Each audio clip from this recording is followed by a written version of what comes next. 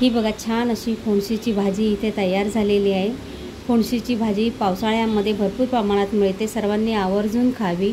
तब्येतीसाठी खूप गुणकारी आहे आणि खूप चविष्ट पण आहे, चव एकदम छान लागते। तर मग किचनमध्ये जाऊया, बघूयात आपण फोणशीची भाजी कशी करायची ते। तर मंडळी, मी प्रमिला तेलम, बघू शकता ही आहे फोणशीची भाजी। हे बघा अशी असते, ती गवतासारखी दिसते। ही इथे मी आणलेली आहे। मी आता ही भाजी साफ करत आहे। हे बघा इथे अशा प्रकारे इथे हे बघा साफ करून घेतलेले आहे। ही सर्व भाजी साफ करून झाल्यानंतर चांगले स्वच्छपणाने धुवून घेऊयात आणि बारीक चिरून घेऊयात। ही बघा इथे पाहू शकता तुम्ही, स्वच्छ अशी मी भाजी धुवून घेतलेली आहे। मिठाच्या पाण्यात धुवून घेतलेले आहे।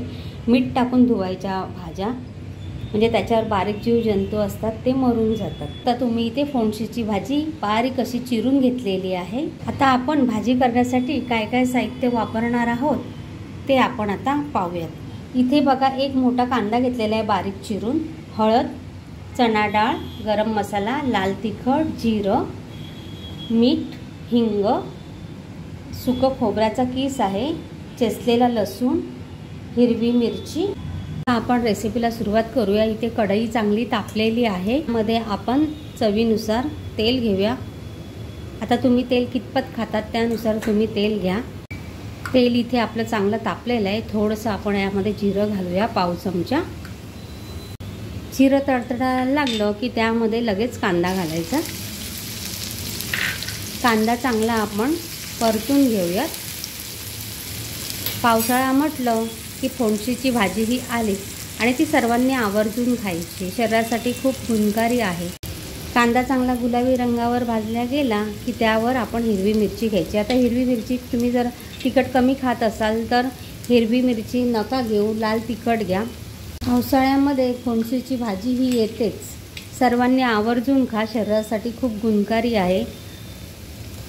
आपण इथे चेचलेला लसूण घेतोय। लसूण जरा जाडसरच चेचून घ्यायचा, म्हणजे कसा तो करपत नाही, नाहीतर मग बारीक चेचला ना तर लसूण करपतो।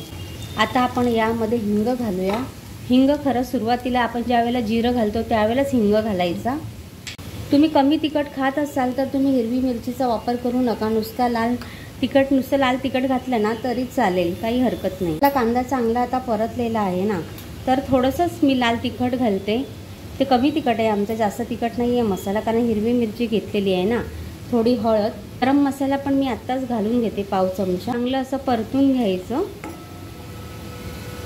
त्यावर लगेच ही आपली चणा डाळ घालायची। चणा डाळ मी 2 चमचे इथे भिजत घातली होती रात्री। तुम्ही सकाळी उठल्यावर, जर तुम्हाला दुपारी भाजी करायची तर सकाळी उठल्यावर पण तुम्ही चणा डाळ भिजत घालू शकता। 3 ते 4 तासामध्ये चांगली भिजल्या जाते। चणा डाळ शिजण्यासाठी आपण त्यावरती आता झाकण मारूया आणि 8 ते 10 मिनिट अशी चांगली डाळ शिजून घेऊया। आपले इथे 10 मिनिट झालेले आहेत। डाळ आपली इथे चांगली शिजलेली आहे, म्हणजे जास्त नाही शिजले पण 70% तरी ती डाळ शिजलेली आहे। आपण आता त्यामध्ये चिरलेली फोणशीची भाजी घालूया। या पावसाळ्याच्या सीझनमध्ये फोणशीची भाजी येतेच आणि आवर्जून करून खा, आपल्या शरीरासाठी खूप गुणकारी आहे। आपण आता ही सर्व भाजी चांगली अशी परतून घेऊया आणि त्यामध्ये खोबऱ्याचं किस घेतलेलं ना, सुकं खोबरं आहे, तुम्ही ओलं खोबरं किंवा शेंगदाण्याचा कूट घेऊ शकता। माझ्या चॅनलवरती नवीन असतील त्यांनी माझ्या चॅनलला सबस्क्राईब करायला विसरू नका आणि फोणशीची भाजी आवडली तर एक लाईक करा, व्हिडिओ शेअर करा तुमच्या मित्रमैत्रिणींना।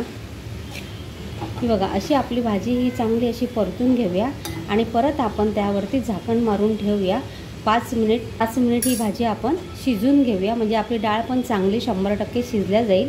आपण पाहूयात आपली भाजी कितपत झाली आहे ती। हे बघा भाजी इथे शिजून कमी झालेली आहे। आता आपण त्यामध्ये मीठ घालूया। तुम्ही तुमच्या चवीनुसार घाला, आपली भाजी कितपत आहे त्यानुसार आपण मीठ घालूया। इथे मी जवळजवळ अर्धा चमचा मीठ घातलेला आहे। अजून आपण ही 5 मिनिटं वाफेवरती भाजी शिजून घेऊया। पाहू शकता तुम्ही इथे आता आपली भाजी छान अशी झालेली आहे। मस्तपैकी गरम गरम आपण प्लेटमध्ये काढून घेऊया। हे बघा छान अशी फणशीची भाजी आपली तयार झालेली आहे। फणशीची भाजी चवीला एकदम रुचकर असते।